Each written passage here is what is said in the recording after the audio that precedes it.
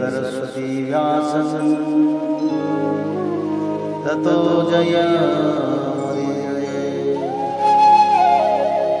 मूकं करोति वाचालं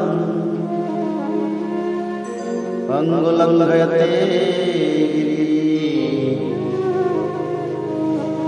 यत्कृपातमहं वन्दे परमानन्दमाधवो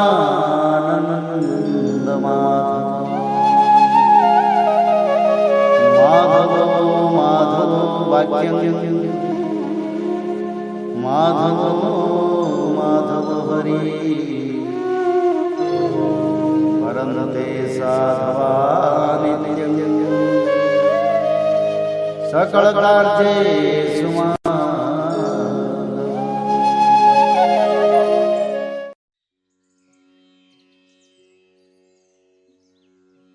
अथ चतुःपंचाशतमो अध्याय। शिशुपाल के साथी राजाओं की और रुक्मी की हार तथा श्री कृष्ण रुक्मणी विवाह। श्री सुखदेव जी कहते हैं, परीक्षित, इस प्रकार कह सुनकर सब के सब राजा क्रोध से आग बबूला हो उठे और कवच पहनकर अपने अपने वाहनों पर सवार हो गए। अपनी अपनी सेना के साथ सब धनुष ले लेकर भगवान श्री कृष्ण के पीछे दौड़े। राजन, जब यदुवंशियों के सेनापतियों ने देखा कि शत्रु दल हम पर चढ़ा आ रहा है, तब उन्होंने भी अपने अपने धनुष का टंकार किया और घूमकर उनके सामने डट गए। जरासंध की सेना के लोग कोई घोड़े पर, कोई हाथी पर, तो कोई रथ पर चढ़े हुए थे। वे सभी धनुर्वेद के बड़े मर्मज्ञ थे। वे यदुवंशियों पर इस प्रकार बाणों की वर्षा कर रहे थे मानो दल के दल बादल पहाड़ों पर मूसलाधार पानी बरसा रहे हों। परम सुंदरी रुक्मणी जी ने देखा कि उनके पति श्री कृष्ण की सेना बाण वर्षा से ढक गई है। तब उन्होंने लज्जा के साथ भयभीत नेत्रों से भगवान श्री कृष्ण के मुख की ओर देखा। भगवान ने हंसकर कहा, सुंदरी, डरो मत, तुम्हारी सेना अभी तुम्हारे शत्रुओं की सेना को नष्ट किए डालती है। इधर गद और संकर्षण आदि यदुवंशी वीर अपने शत्रुओं का पराक्रम और अधिक न सह सके। वह अपने बाणों से शत्रुओं के हाथी, घोड़े तथा रथों को छिन्न भिन्न करने लगे।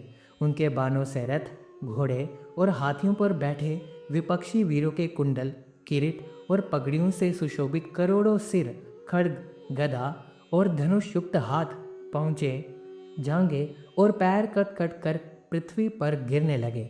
इसी प्रकार घोड़े, खच्चर, हाथी, ऊंट, गधे और मनुष्यों के सिर भी कट कट कर रणभूमि में लौटने लगे। अंत में विजय की सच्ची आकांक्षा वाले यदुवंशियों ने शत्रुओं की सेना तहस नहस कर डाली। जरासंध आदि सभी राजा युद्ध से पीठ दिखाकर भाग खड़े हुए। उधर शिशुपाल अपनी भावी पत्नी के छिन जाने के कारण मरणासन सा हो रहा था। ना तो उसके हृदय में उत्साह रह गया था और ना तो शरीर पर कांति। उसका मुंह सूख रहा था।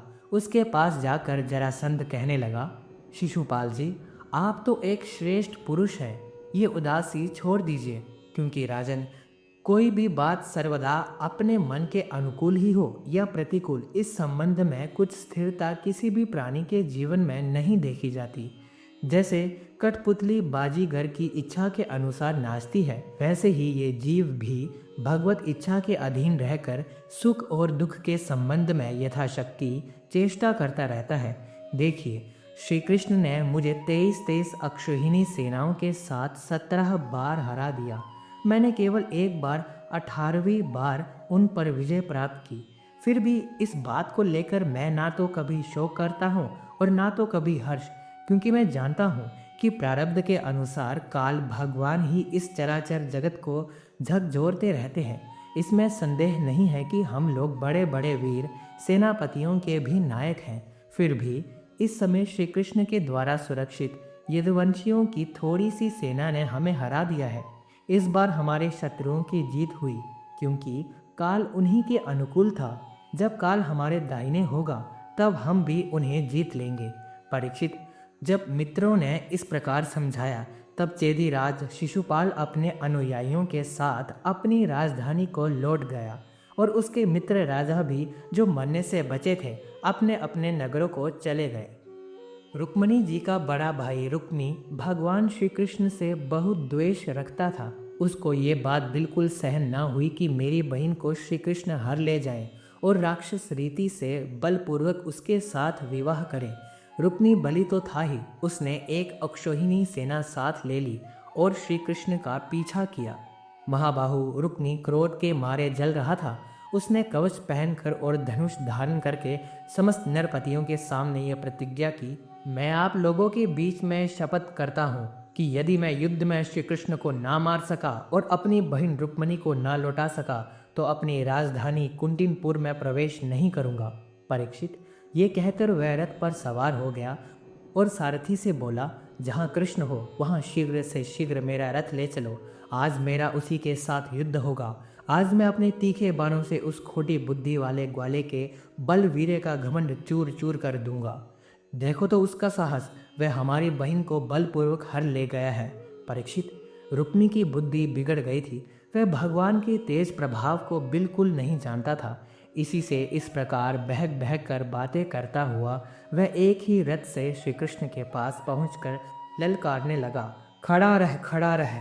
उसने अपने धनुष को बलपूर्वक खींचकर भगवान श्री कृष्ण को 3 बाण मारे और कहा, एक क्षण मेरे सामने ठहर। यदुवंशियों के कुल कलंक, जैसे कौवा होम की सामग्री चुराकर उड़ जाए, वैसे ही तू मेरी बहन को चुराकर कहाँ भागा जा रहा है। अरे मंद, तू बड़ा मायावी और कपट युद्ध में कुशल है। आज मैं तेरा सारा गर्व खर्व किए डालता हूँ। देख, जब तक मेरे बाण तुझे धरती पर सुला नहीं देते, उसके पहले ही इस बच्ची को छोड़कर भाग जा। रुक्मी की बात सुनकर भगवान श्री कृष्ण मुस्कुराने लगे। उन्होंने उसका धनुष काट डाला और उस पर 6 बाण छोड़े। साथ ही भगवान श्री कृष्ण ने 8 बाण उसके 4 घोड़ों पर और 2 सारथी पर छोड़े और 3 बाणों से उसके रथ की ध्वजा को काट डाला। तब रुक्मी ने दूसरा धनुष उठाया और भगवान श्री कृष्ण को 5 बाण मारे। उन बाणों के लगने पर उन्होंने उसका वह धनुष भी काट डाला। रुक्मी ने इसके बाद एक और धनुष लिया, परंतु हाथ में लेते ही लेते अविनाशी अच्युत ने उसे भी काट डाला। इस प्रकार रुक्मी ने परिख, पटिश, शूल, ढाल, तलवार, शक्ति और तोमर जितने अस्त्र शस्त्र उठाए, उन सभी को भगवान ने प्रहार करने के पहले ही काट डाला। अब रुक्मी क्रोधवश हाथ में तलवार लेकर भगवान श्री कृष्ण को मार डालने की इच्छा से रथ से कूद पड़ा और इस प्रकार उनकी ओर झपटा जैसे पतंगा आग की ओर लपकता है। जब भगवान ने देखा कि रुक्मी मुझ पर चोट करना चाहता है, तब उन्होंने अपने बाणों से उसकी ढाल तलवार को तिल तिल करके काट दिया और उसको मार डालने के लिए हाथ में तीखी तलवार निकाल ली।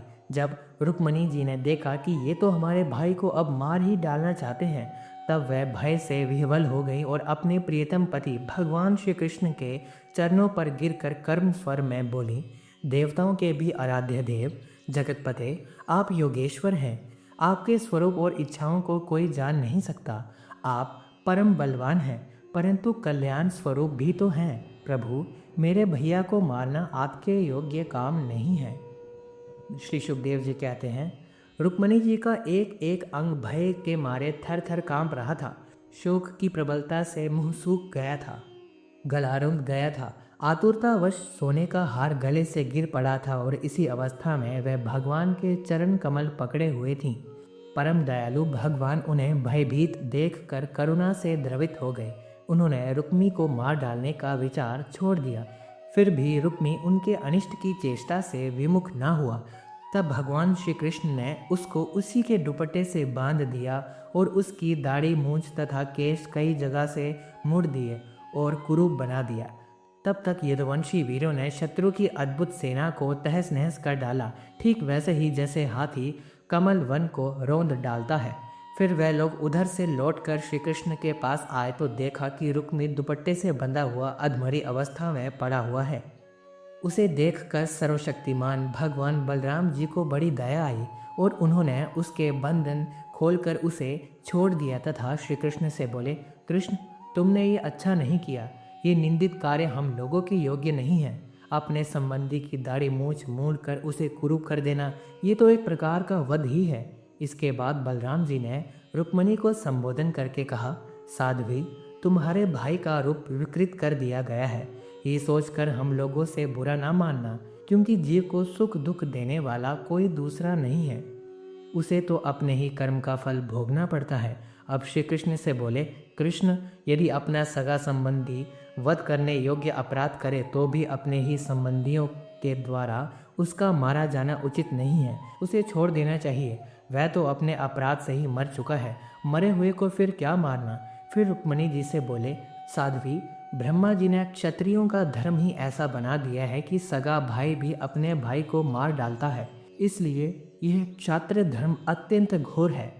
इसके बाद श्री कृष्ण से बोले, भाई कृष्ण, ये ठीक है कि जो लोग धन के नशे में अंधे हो रहे हैं और अभिमानी हैं, वह राज्य, पृथ्वी, पैसा, स्त्री, मान, तेज अथवा किसी और कारण से अपने बंधुओं का भी तिरस्कार कर दिया करते हैं। अब वह रुक्मिणी जी से बोले, साध्वी, तुम्हारे भाई बंधु समस्त प्राणियों के प्रति दुर्भाव रखते हैं। हमने उनके मंगल के लिए ही उनके प्रति दंड विधान किया है। उसे तुम अज्ञानियों की भांति अमंगल मान रही हो, ये तुम्हारी बुद्धि की विषमता है।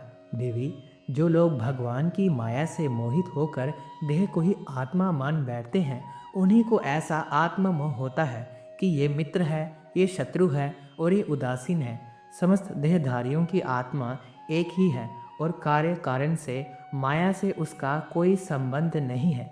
जल और घड़ा आदि उपाधियों के भेद से जैसे सूर्य, चंद्रमा आदि प्रकाश युक्त पदार्थ और आकाश भिन्न भिन्न मालूम पड़ते हैं, परंतु हैं एक ही, वैसे ही मूर्ख लोग शरीर के भेद से आत्मा का भेद मानते हैं। ये शरीर आदि और अंत वाला है। पंचभूत, पंच प्राण, तन्मात्रा और त्रिगुण ही इसका स्वरूप है।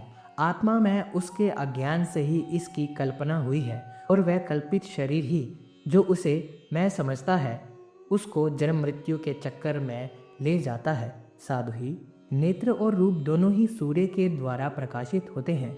सूर्य ही उनका कारण है, इसलिए सूर्य के साथ नेत्र और रूप का ना तो कभी वियोग होता है और ना तो संयोग। इसी प्रकार समस्त संसार की सत्ता आत्म सत्ता के कारण जान पड़ती है। समस्त संसार का प्रकाशक आत्मा ही है। फिर आत्मा के साथ दूसरे असत पदार्थों का संयोग या वियोग हो ही कैसे सकता है। जन्म लेना, रहना, बढ़ना, बदलना, घटना और मरना, ये सारे विकार शरीर के ही होते हैं, आत्मा के नहीं। जैसे कृष्ण पक्ष में कलाओं का ही क्षय होता है, चंद्रमा का नहीं। परंतु अमावस्या के दिन व्यवहार में लोग चंद्रमा का ही क्षय हुआ कहते सुनते हैं। वैसे ही जन्म मृत्यु आदि सारे विकार शरीर के ही होते हैं, परंतु लोग उसे भ्रमवश अपने आत्मा का मान लेते हैं। जैसे सोया हुआ पुरुष किसी पदार्थ के न होने पर भी स्वप्न में भोगता भोग्य और भोग रूप फलों का अनुभव करता है, उसी प्रकार अज्ञानी लोग झूठ मूठ संसार चक्र का अनुभव करते हैं। इसलिए साध्वी, अज्ञान के कारण होने वाले इस शोक को त्याग दो। ये शोक अंतःकरण को मुरझा देता है, मोहित कर देता है, इसलिए इसे छोड़कर तुम अपने स्वरूप में स्थित हो जाओ। श्री सुखदेव जी कहते हैं, परीक्षित, जब बलराम जी ने इस प्रकार समझाया तब परम सुंदरी रुक्मिणी जी ने अपने मन का मैल मिटाकर विवेक बुद्धि से उसका समाधान किया। रुक्मी की सेना और उसके तेज का नाश हो चुका था, केवल प्राण बच रहे थे। उसके चित्त की सारी आशा अभिलाषाएं व्यर्थ हो चुकी थीं और शत्रुओं ने अपमानित करके उसे छोड़ दिया था। उसे अपने विरूप किए जाने की कष्टदायक स्मृति भूल नहीं पाती थी, अतः उसने अपने रहने के लिए भोजकट नाम की एक बहुत बड़ी नगरी बसाई। उसने पहले ही ये प्रतिज्ञा कर ली थी कि दुर्बुद्धि कृष्ण को मारे बिना और अपनी छोटी बहन को लौटाए बिना मैं कुंडिनपुर में प्रवेश नहीं करूंगा। इसलिए क्रोध करके वह वहीं रहने लगा। परीक्षित, भगवान श्री कृष्ण ने इस प्रकार सब राजाओं को जीत लिया और विदर्भ राजकुमारी रुक्मिणी जी को द्वारका में लाकर उनका विधि पूर्वक पानी ग्रहण किया। हे राजन, उस समय द्वारकापुरी में घर घर बड़ा ही उत्सव मनाया जाने लगा। क्यों न हो, वहाँ के सभी लोगों का यदुपति श्री कृष्ण के प्रति अनन्य प्रेम जो था। वहाँ के सभी नर नारी मणियों के चमकीले कुंडल धारण किए हुए थे। उन्होंने आनंद से भरकर चित्र विचित्र वस्त्र पहने दूल्हा और दुल्हन को अनेकों भेंट की सामग्रियां उपहार में दी। उस समय द्वारका की अपूर्व शोभा हो रही थी। कहीं बड़ी बड़ी पताकाएं बहुत ऊंचे तक फहरा रही थीं। चित्र विचित्र मालाएं, वस्त्र और रत्नों के तोरण बंधे हुए थे। द्वार द्वार पर धूप, खील आदि मंगल की वस्तुएं सजाई हुई थीं। जल भरे कलश अर्गजा और धूप की सुगंध तथा दीपावली से बड़ी ही विलक्षण शोभा हो रही थी। मित्र नरपति आमंत्रित किए गए थे। उनके मत वाले हाथियों के मत से द्वारका की सड़क और गलियों का छिड़काव हो गया था। प्रत्येक दरवाजे पर केलों के खंभे और सुपारी के पेड़ रोपे हुए बहुत ही भले मालूम होते थे। उस उत्सव में कौतूहलवश इधर उधर दौड़ धूप करते हुए बंधु वर्गों में कुरु, संजय, केकय, विदर्भ, यदु और कुंती आदि वंशों के लोग परस्पर आनंद मना रहे थे। जहाँ तहाँ रुक्मणी हरण की ही गाथा गाई जाने लगी। उसे सुनकर राजा और राजकन्याएं अत्यंत विस्मित हो गईं। महाराज, भगवती लक्ष्मी जी को रुक्मणी के रूप में साक्षात लक्ष्मीपति भगवान श्री कृष्ण के साथ देखकर द्वारकावासी नर नारियों को परम आनंद हुआ। इति श्रीमद्भगवते महापुराणे पारमहंस्यां संहितायां दशम स्कंधे उत्तरार्धे रुक्मणीयोद्वाहे 54 अध्यायः।